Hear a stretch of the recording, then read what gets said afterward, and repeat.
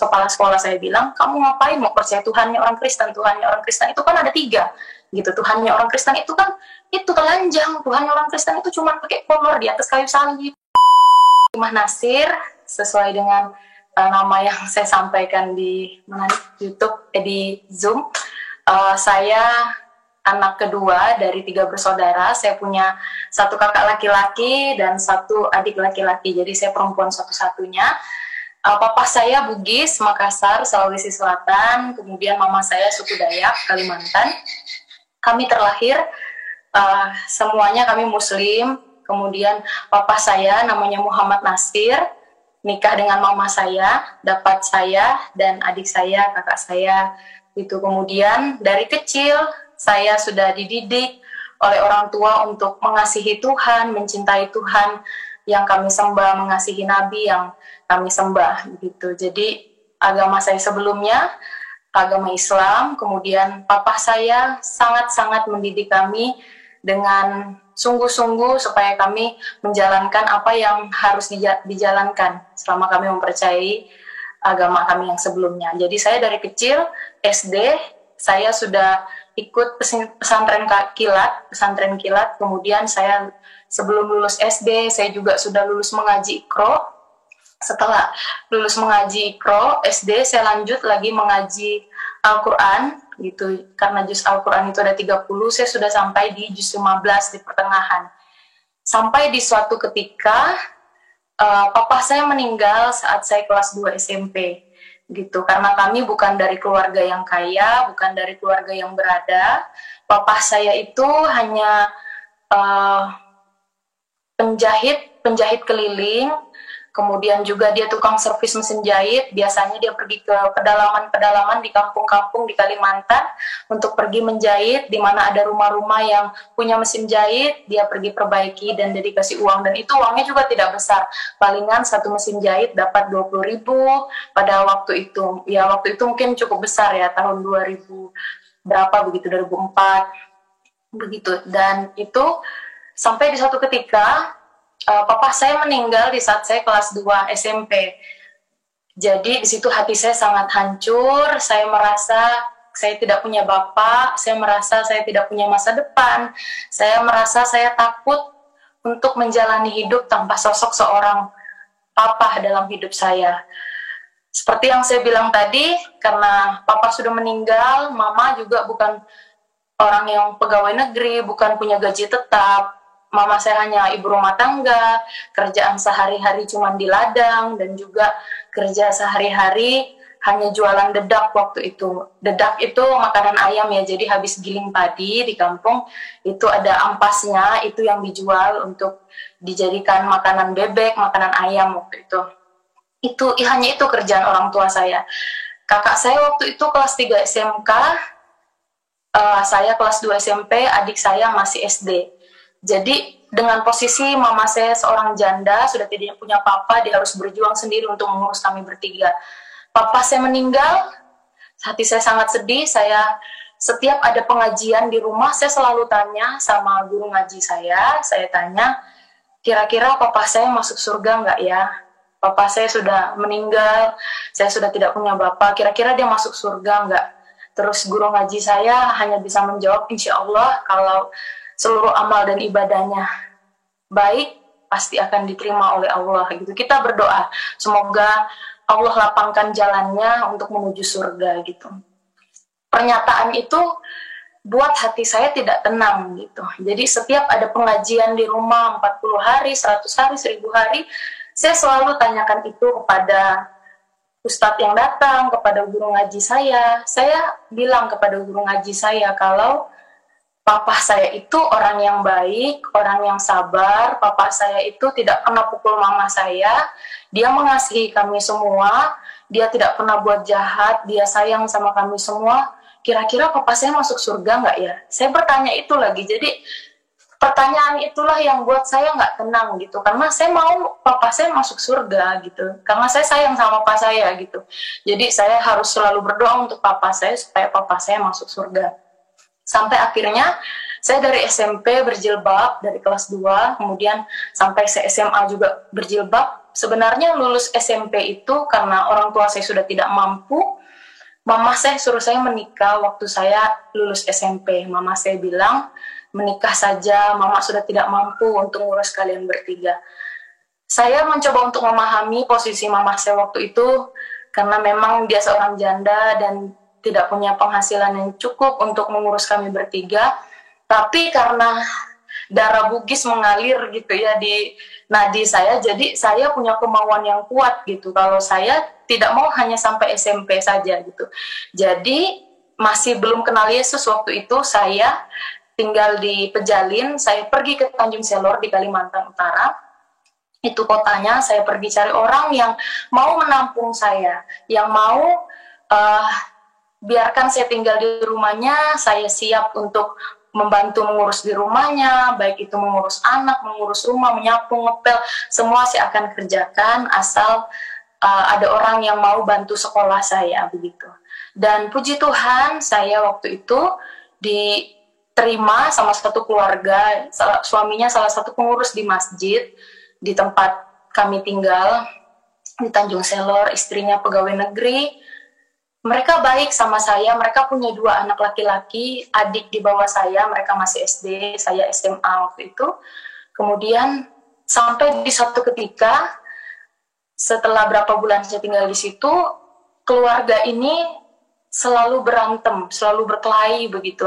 Jadi selalu pukul dinding, apa segala gitu, ada aja barang yang dibanting. Posisi umur saya waktu itu, kelas 1 SMA, jalan 16 tahun, dan di situ saya merasa tidak enak karena apakah keluarga ini berkelahi karena saya tinggal di situ, jadi saya merasa kurang enak begitu. Kemudian sampai sering banting pintu kamar, saya posisi baru pulang sekolah, terus mereka berkelahi. Sedangkan waktu di rumah saya, di rumah orang tua saya, papa dan mama saya tidak pernah berkelahi seperti itu. Nah itu yang buat saya sampai sekarang kadang agak sedikit trauma gitu, kalau lihat orang berantem saya langsung agak gemetar begitu, karena tidak berani lihat orang berkelahi begitu. Biasanya kalau ada orang kelahi begitu, saya lebih baik menghindar begitu. Dan sampai suatu ketika suami dan istri di tempat saya tinggal ini, ibunya bilang kita cerai saja begitu. Itu sebenarnya kata cerai itu sering diucapkan begitu. Padahal kami di dalam rumah itu, suami dari ibu ini selalu mengajarkan kami semua untuk sholat tahajud, subuh-subuh. Kami harus senantiasa puasa, menjalankan semua rukun Islam yang ditetapkan sama ajaran agama kami. Tapi yang saya bingung adalah, meskipun kami semua dalam rumah itu, suami dan istri ini taat melakukan agama, tapi saya merasakan tidak ada damai sejahtera, tidak ada sukacita. Hidup mereka mampu, hidup mereka berada, tapi saya merasa kayak tidak ada damai sejahtera begitu di dalam hati saya. Sampai akhirnya saya memutuskan untuk keluar dari rumah itu. Saya ketemu sama kakak saya, kakak sepupu, anaknya tante saya yang pertama. Kemudian saya tinggal di situ, saya masih Islam. Saya sekolah dari rumah tante saya. Tante saya ini pun namanya Tante Hana. Jadi tante saya ini pun bukan orang yang berada. Dia juga punya banyak anak yang harus diurus. Begitu. Dia hanya ibu rumah tangga, hanya kerja di ladang. Begitu. Jadi saya tinggal di situ dengan posisi saya masih berjilbab. Kemudian sampai satu ketika tante saya ini kasih ayat firman Tuhan sama saya. Dalam Yohanes 14 ayat 6, mungkin ayat ini sudah klasik bagi setiap kita yang mendengarnya. Mungkin kita merasa, aduh itu ayat sudah di luar kepala, saya sudah hafal begitu. Tapi bagi kami, ayat ini adalah ayat yang powerful, yang punya kekuatan, yang mampu mengubahkan saya waktu itu, yang mampu membuat saya mempercayai Yesus sebagai satu-satunya pemberi hidup kekal. Saya akan bacakan Yohanes 14 ayat 6, kata Yesus kepadanya, akulah jalan dan kebenaran dan hidup. Tidak ada seorang pun yang datang kepada Bapa kalau tidak melalui aku. Yesus bilang, akulah jalan dan kebenaran dan hidup. Jadi Yesuslah pemberi jalan, dialah jalan kebenaran itu, dialah pemberi hidup itu. Jadi berdasarkan ayat ini, hati saya, tante saya waktu itu hanya kasih di kertas ya, di kertas dia kasih sama tante saya. Itu buat terngiang-ngiang gitu di kepala saya. Terus saya pergi turun sekolah, masih posisi berjilbab. Saya ikut setiap jam 12 di sekolah ada sholat berjamaah. Kemudian sampai di satu titik saya merasa Yesus bekerja, Roh Kudus bekerja dalam hati saya. Saya pergi ke WC waktu itu, ke WC, dan saya mau buka jilbab saya. Saya ditemani sama satu perempuan, orang Kristen. Saya ditemani, kemudian saya lepas jilbab saya pas jam 12 siang. Seharusnya kan setiap jam 12 siang saya pergi ke masjid.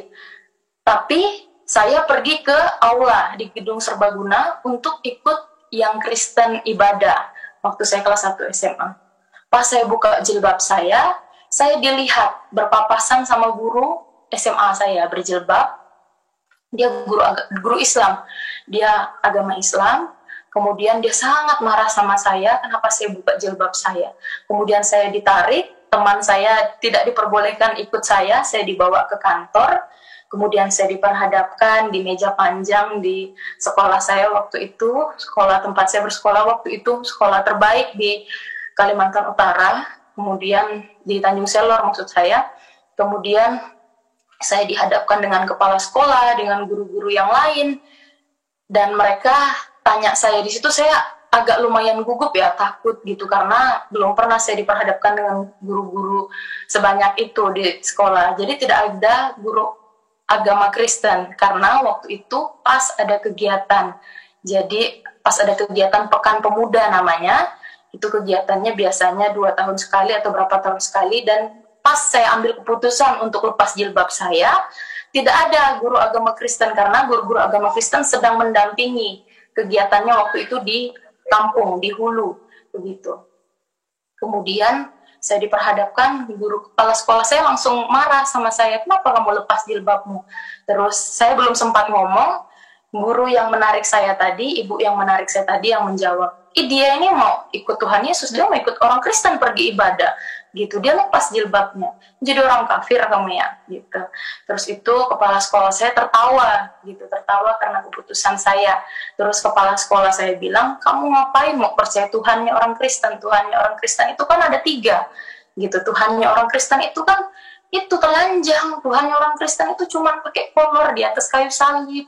Begitu. Tuhannya orang Kristen itu kan dicambuk, Tuhannya orang Kristen itu kan dipaku tangannya. Kenapa kamu mau percaya sama Tuhannya orang Kristen?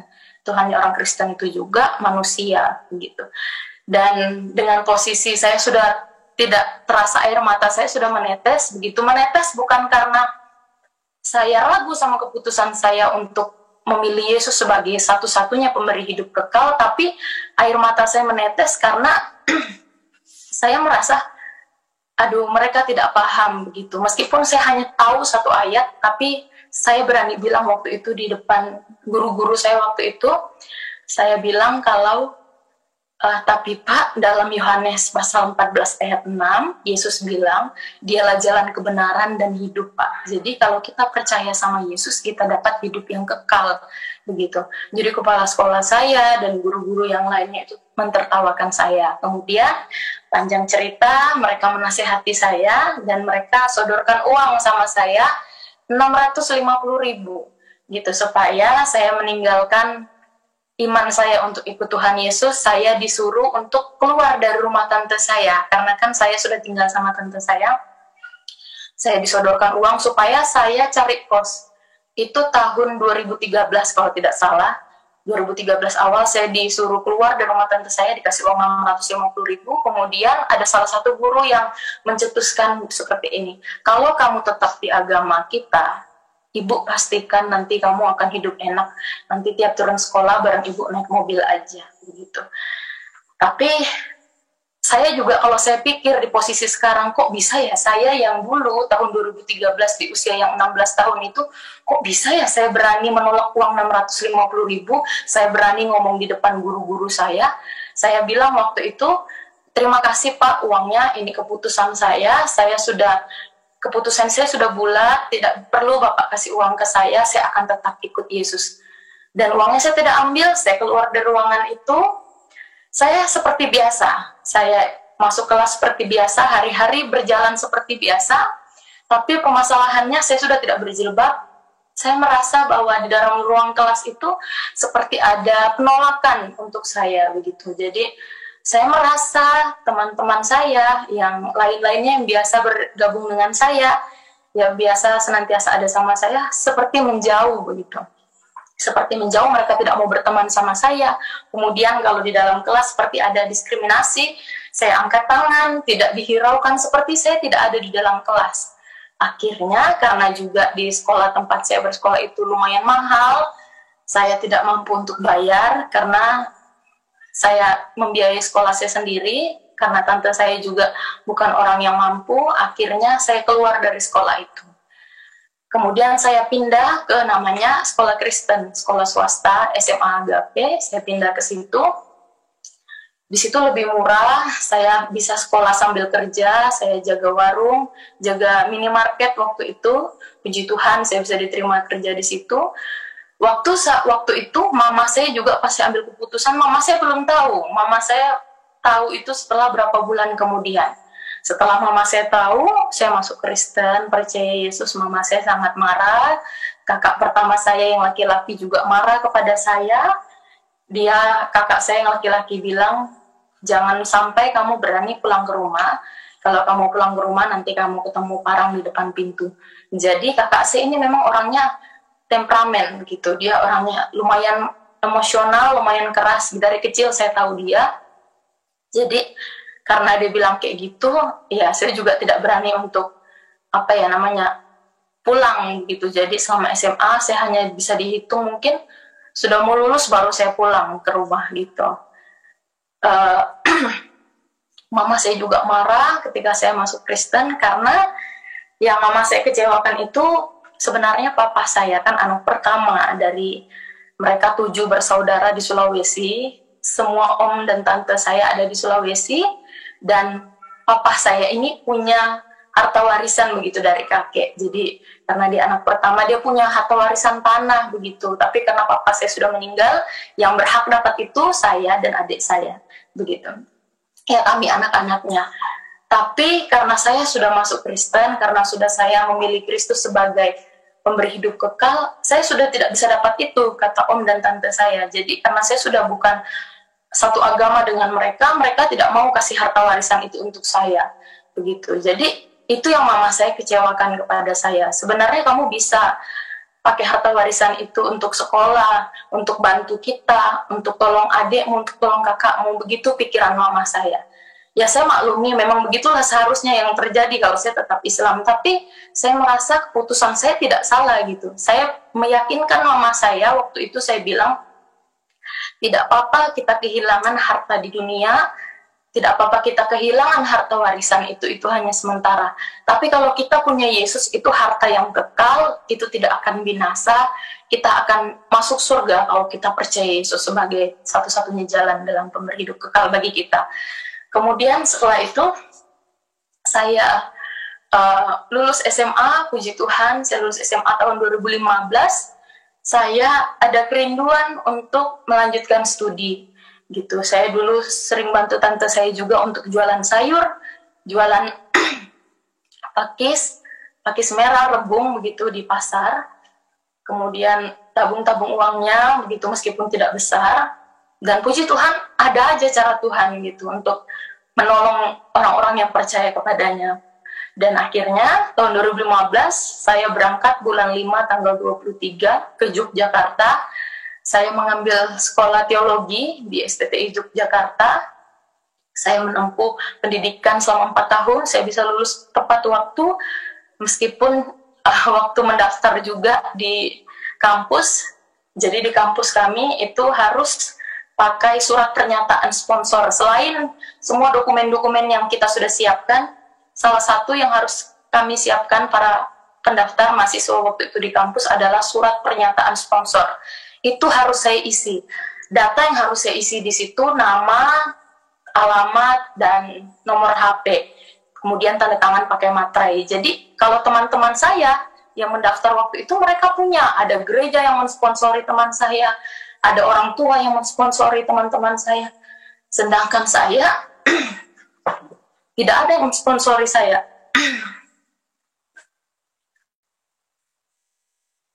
Nah, waktu itu tidak ada yang mensponsori saya, tapi saya tetap percaya gitu kalau ya kitab Amsal bilang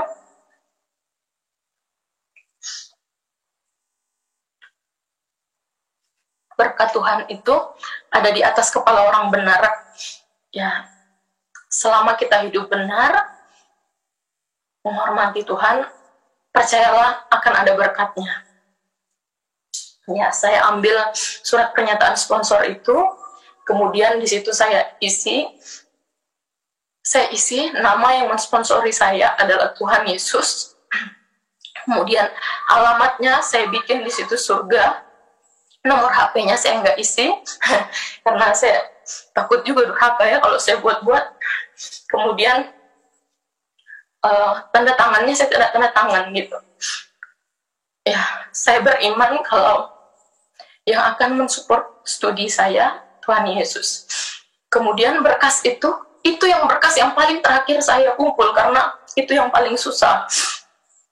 Karena mama saya waktu semester awal itu belum mendukung saya untuk lanjut studi, apalagi ngambil jurusan teologi.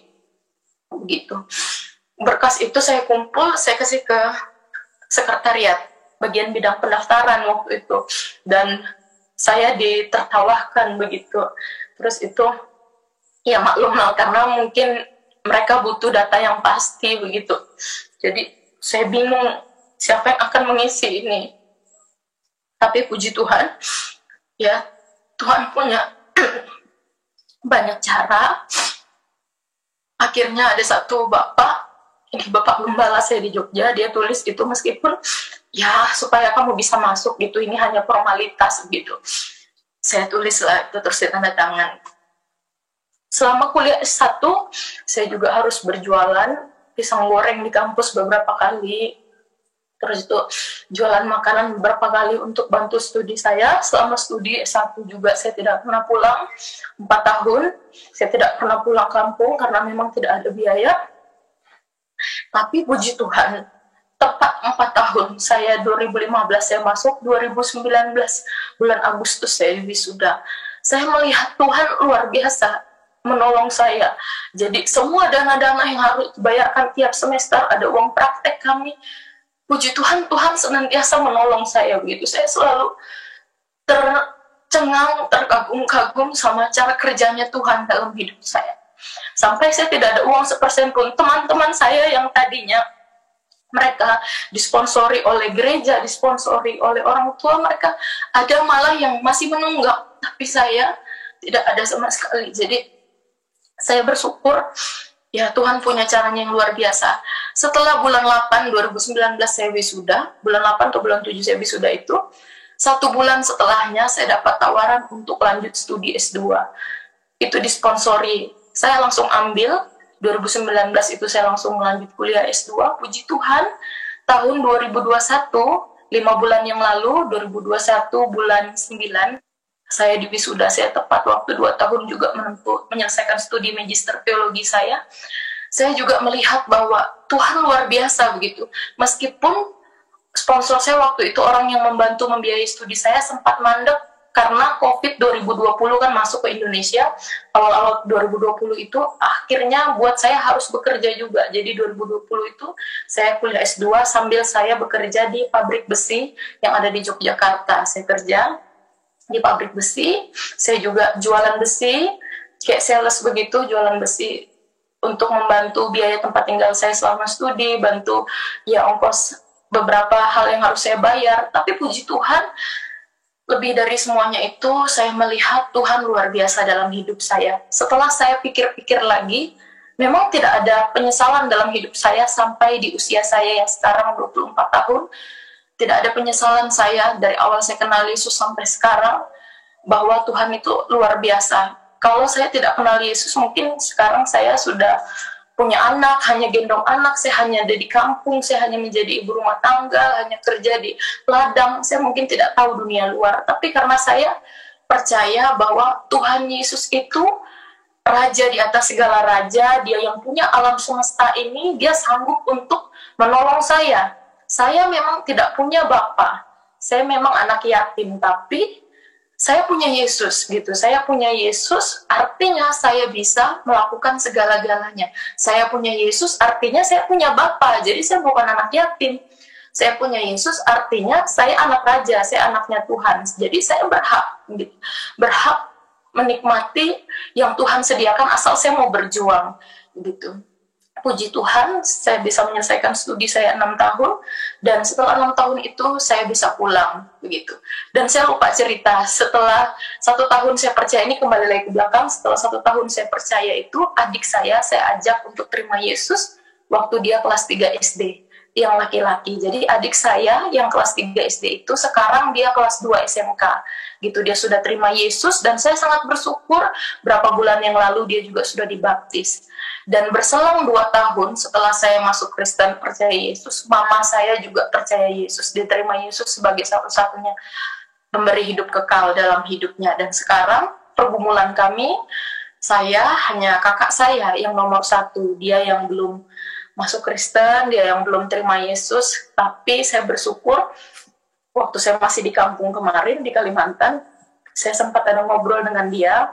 Saya bilang kalau percuma kalau kita genggam banyak hal di dunia ini dengan tangan kita, bahkan sampai penuh-penuh kita genggam, tapi kalau kita tidak punya Yesus, kalau hati kita kosong, hidup kita akan berakhir dalam kebinasaan. Saya cuma bilang begitu dengan kakak saya. Terus saya ajak dia berdoa, puji Tuhan, hatinya tidak seperti dulu begitu, karena dulu saya takut sekali sama kakak saya yang ini, begitu. Tapi dia mau ikut berdoa. Kalau kami makan di rumah, waktu itu hanya saya, adik saya, dan kakak saya ini berdoa, dia mau ikut berdoa, saya pimpin berdoa, dia mau, begitu. Meskipun sampai sekarang dia belum ambil keputusan, tapi saya percaya hati yang keras Tuhan bisa lembutkan perlahan-lahan. Yang penting saya sudah sampaikan kebenaran, setidaknya ada benih yang saya tinggalkan sebelum saya tinggalkan Kalimantan. Dan sekarang saya sedang di Papua, di Jayapura, saya sedang pelayanan di sini. Saya bersyukur juga karena mama saya mengizinkan saya, anaknya perempuan satu-satunya, untuk pergi jauh lagi. Sudah 6 tahun di Jogja, tidak pernah pulang, kemudian hanya pulang 2 bulan, terus pergi lagi ke Papua untuk pelayanan. Saya di sini fokus kepada pelayanan anak, penjangkauan jiwa melalui pendidikan. Mohon doanya, karena pada saat ini kami sedang fokus untuk pembukaan PAUD. Jadi banyak orang sebenarnya, teman-teman juga yang Kristen-Kristen sama teman-teman yang Muslim juga sempat bilang pada saya, kenapa kamu S2 tapi mau pergi pelayanan jauh-jauh, mending kamu ambil pelayanan yang di Jogja. Kemarin ada tawaran juga untuk saya sebelum saya sampai di Papua, ada tawaran untuk saya lanjut S3 lagi, lanjut studi S3, ada lembaga yang mensponsori saya untuk studi S3. Tapi saya rasa saya ingin melayani dulu sebelum waktunya Tuhan panggil saya, begitu. Jadi saya nggak tahu kapan waktu saya, meskipun muda, tapi kan syarat mati itu tidak harus sakit, syarat mati itu tidak harus tua, muda pun kita bisa mati, masih sehat-sehat pun kita bisa mati. Jadi saya, dalam hati saya komitmen, mumpung saya masih sehat, saya mau melayani Tuhan di tempat yang memang betul-betul membutuhkan saya, gitu. Akhirnya saya sampai ke Papua, saya melayani khusus di gereja orang-orang gunung. Kami melayani di situ, jadi banyak anak-anak di sini juga yang mereka belum bisa mengecap pendidikan yang layak, masih dengan budaya mereka, masih belum mengenal hidup disiplin, hidup bersih. Ya, itu masih kami ajarkan sama mereka, belajar membaca, belajar menulis, itu yang kami sedang lakukan saat ini. Jadi mohon dukungan doanya untuk saya, karena saya sedang pelayanan di Papua, khususnya daerah Jayapura, Sentani. Di daerah Danau Sentani saya melayani. Jadi pesan saya untuk semua pendengar setia dari Miracle TV, kalau hari ini kita tidak punya banyak harta, tidak punya apa-apa, malah mungkin kita tidak punya harta warisan tanah, harta warisan apapun, emas, kita tidak punya banyak tabungan mungkin di rekening kita, tapi kalau kita punya Yesus, di hati kita ada Yesus, berarti itu kita sudah memiliki segala-galanya. Harta di dunia ini itu hanya sementara, tapi jangan sampai kita tinggalkan Yesus hanya perkara duit, hanya perkara jabatan, hanya perkara pasangan hidup. Kalau mungkin ada yang nonton, terus itu pacarnya tidak seiman, jangan sampai kita tinggalkan Yesus hanya perkara pasangan hidup. Tuhan sudah bilang terang dan gelap itu tidak bisa bersatu. Jadi kita anak-anak terang jangan mau mencoba membuka celah bagi iblis untuk bisa ambil bagian, menarik kita untuk jadi anak-anak gelap. Jadi tetap setia ikut Yesus sampai akhir, karena percayalah kalau kita setia ikut Yesus sampai akhir, kitab Wahyu bilang kita akan mendapatkan mahkota kehidupan. Demikianlah Sobat Kasih, semoga video ini bermanfaat. Jangan lupa di-share jika bermanfaat. Tuhan Yesus memberkati dan shalom untuk kita semua.